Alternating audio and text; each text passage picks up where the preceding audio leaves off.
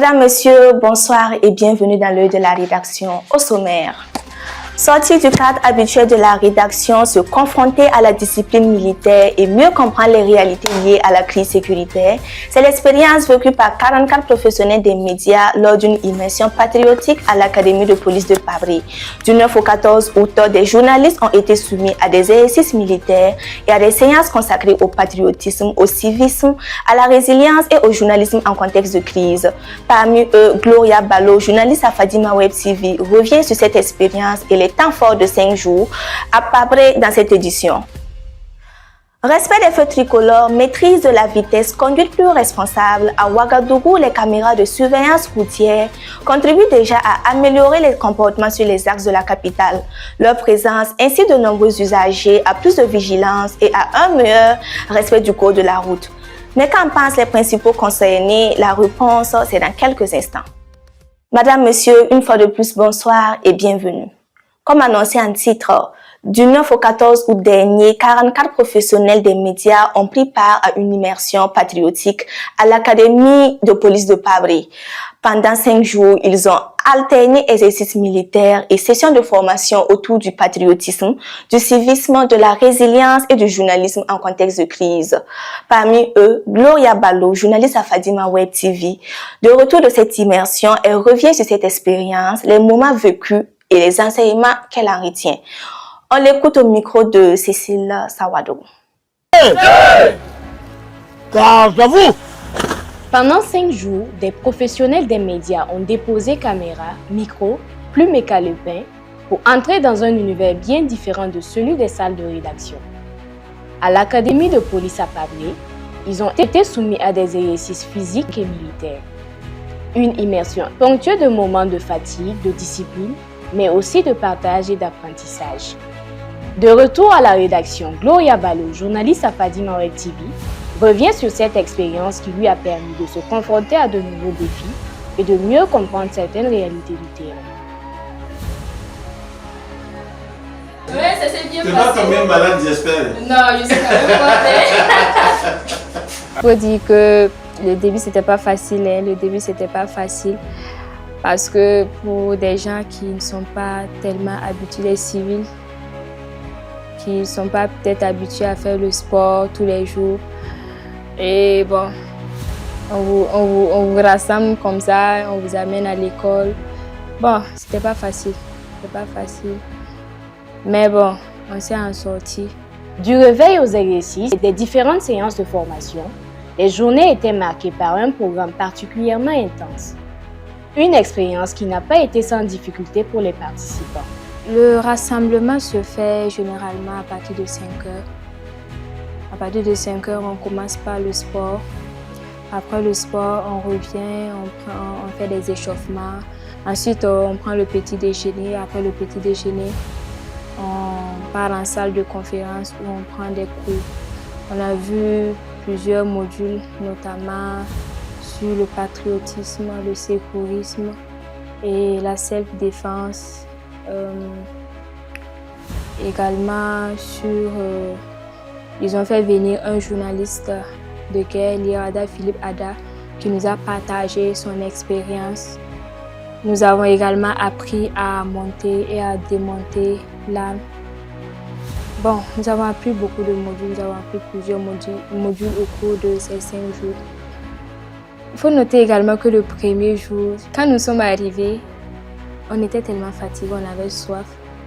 Et ils nous ont donné un sachet d'eau pour 3 pour nous montrer ce qu'ils vivent en brousse.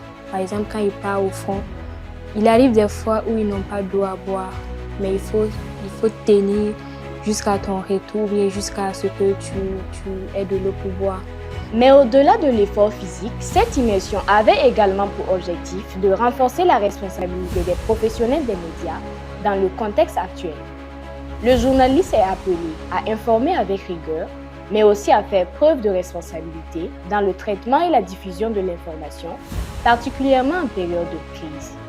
Ce fut un plaisir pour moi de prendre part à cette immersion. Nous avons été aux côtés des hommes de tenue, nous avons pu constater comment ils vivent. Et il faut noter que là-bas, c'est la discipline, surtout la discipline. Et aujourd'hui, nous les félicitons encore plus parce qu'ils se sacrifient beaucoup.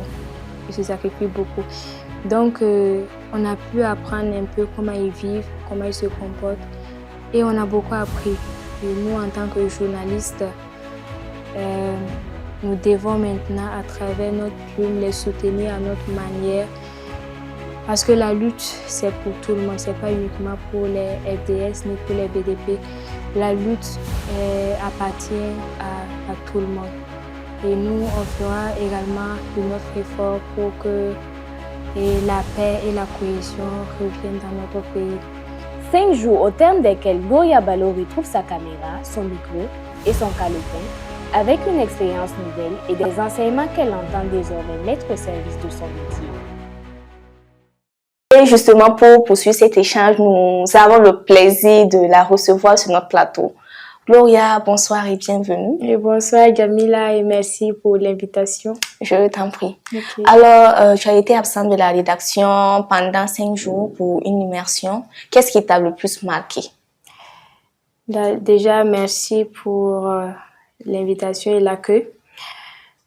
Avant de débuter, je tiens à dire que l'immersion n'était pas une obligation pour moi. C'était volontaire.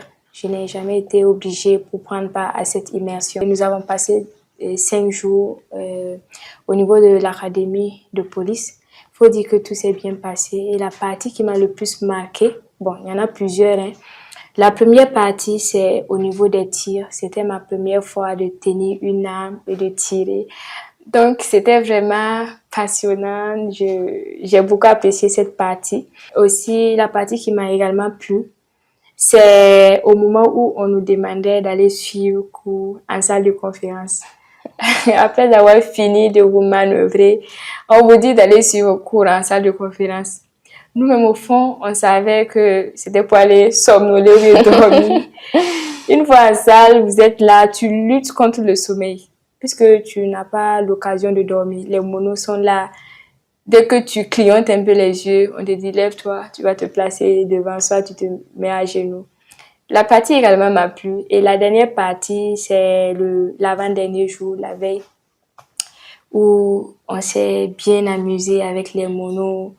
On a presté, il y a eu des artistes qui ont presté, des acteurs qui ont joué un peu du théâtre. C'était un bon temps. On a bien passé ce moment avec les monos et j'ai vraiment apprécié. D'accord. Et si demain on vous annonce qu'il y a encore une immersion, vous préparez votre sac ou bien vous allez faire comme si vous n'avez pas entendu? Non, si demain, si par exemple on m'appelle, je reçois la note qu'il y a une immersion demain. Dès le soir même, je prépare mes bagages. Peut-être je vais aller passer la nuit au niveau de l'école. Ah bon? Voilà. D'accord. Et à l'issue de ces 5 jours de formation, est-ce que vous avez une doléance? Oui, j'ai une doléance. Ce que j'ai à demander, surtout aux deux ministères, déjà merci pour l'initiative, c'est de nous octroyer des cartes VDP. Je pense qu'avec ces cartes, ça va beaucoup nous aider, surtout dans notre carrière en tant que journaliste. Donc, c'est ma doléance. D'accord. En tout cas, merci d'être passé et restez avec nous pour la suite du journal. Merci beaucoup. Il y a des femmes dont le parcours mérite d'être raconté parce qu'il témoigne d'une époque, d'un engagement et d'une volonté de servir son pays. Rita Sawadogo est de celle-là. Première femme ministre des Sports sous la Révolution, elle a marqué son passage par son engagement et les responsabilités qu'elle a assumées au service du Burkina Faso. Dans l'un des numéros de la semaine dernière de l'émission Ils ont marqué l'histoire, elle nous ouvre une fenêtre sur cette période de sa vie. Revivez ce moment dans ce compte rendu de Gloria Ballo. Avant de faire son entrée dans le monde politique, Rita Sawadogo a d'abord été enseignante. Aujourd'hui encore, elle porte un regard attentif sur le monde de l'éducation. Pour elle, malgré les évolutions de la société et du système éducatif, les enseignants continuent de jouer un rôle essentiel dans la formation des générations futures. Il y a des enseignants qui sont encore très, très, très consciencieux. Très consciencieux. Mais il y en a aussi beaucoup qui vont dans une course effrénée vers l'argent. Mais il y en a qui font encore ce métier-là, beaucoup d'ailleurs, heureusement, qui font le métier de l'enseignement et d'éducateur par la passion. Parce que dans l'enseignement, il n'y a pas d'argent. Il n'y a pas d'argent pour un enseignant. Ça ne paye pas, ça ne nourrit pas, enfin ça nourrit son homme. Mais on n'est pas riche en état enseignant. Il faut aimer pour y rester. Il faut aimer pour y rester. Et chez moi, c'était vraiment une passion. La passion de partager mes connaissances, de voir mes élèves grandir. Et ces élèves-là me le rendent bien. Si elle reconnaît les qualités des enseignants d'aujourd'hui, qu'elle juge toujours compétents et rigoureux, elle s'interroge également sur l'avenir des élèves. Aujourd'hui, vous donnez une éducation à votre enfant, les médias, notamment la télévision, et la rue donne une autre éducation à votre enfant. Et parfois, on vous convoque en tant que parent à l'école, on vous dit que votre enfant a fait ceci et cela, et vous dites que ce n'est pas possible. Mon enfant ne peut pas faire ça. Et pourtant, c'est vrai. Tout ça, c'est parce que les choses évoluent et évoluent négativement. Et je suis très inquiète. Très inquiète quant au devenir de nos petits-fils et arrière-petits-fils. On tutoie n'importe qui, n'importe comment. On ne connaît plus le respect de plus âgés que soi. On est téméraire face aux interdits. Regardez l'incivisme qui prévaut aujourd'hui. Il y a des choses, on dit ça ne se fait pas. Il faut respecter ce qui est interdit. Mais non, on s'en fout. De la salle de classe aux responsabilités gouvernementales, Rita Sawadoro aurait ainsi connu plusieurs vies professionnelles. Un parcours marqué par l'engagement et la volonté de contribuer à la construction du Burkina Faso. De l'histoire à l'actualité, la sécurité reste au cœur des préoccupations. Direction maintenant les routes de Ouagadougou où les caméras de surveillance s'imposent progressivement dans le quotidien des usagers. Leur présence semble encourager davantage de vigilance et un meilleur respect du code de la route. Pour certains, elles constituent même un outil supplémentaire dans la prévention des accidents. Karine Sankara a recueilli les réactions de quelques usagers pour vous.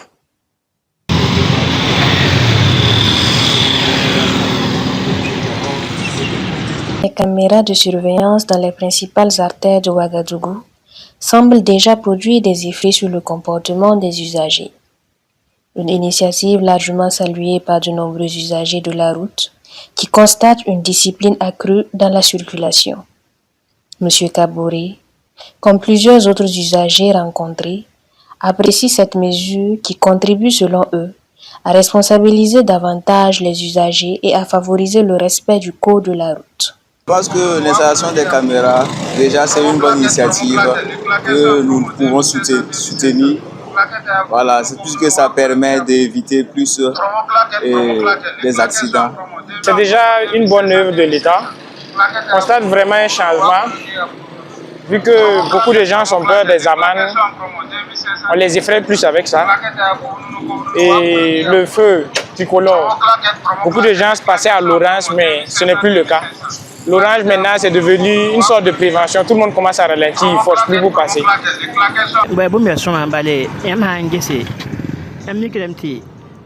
Cette initiative est salutaire car les personnes qui ne respectaient pas les feux les respectent actuellement.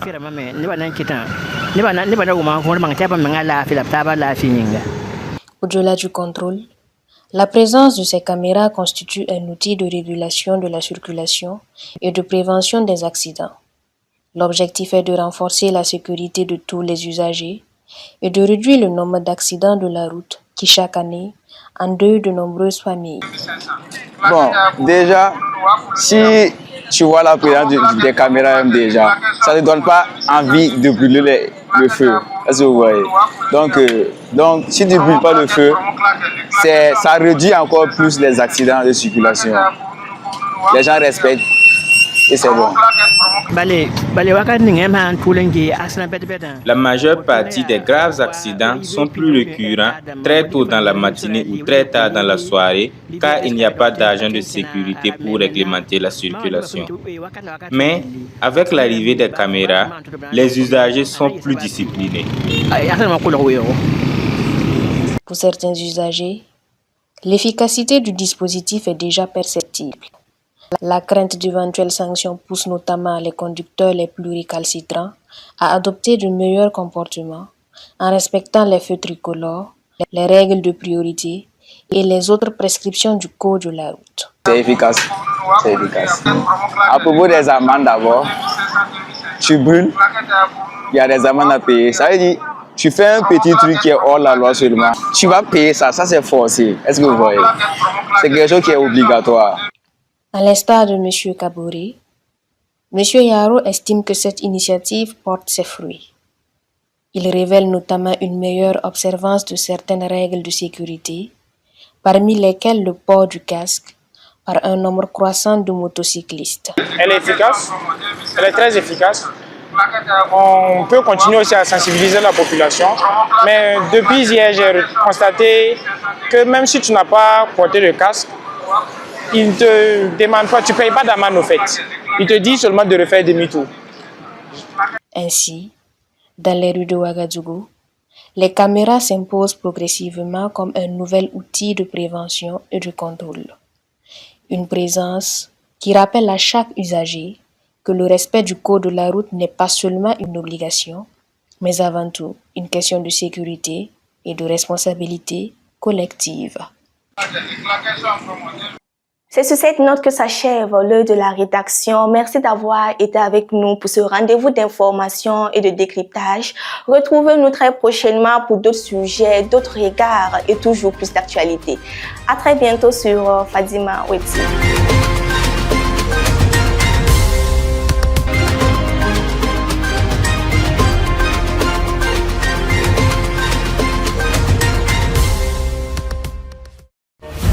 Fadima TV, les racines de l'actu.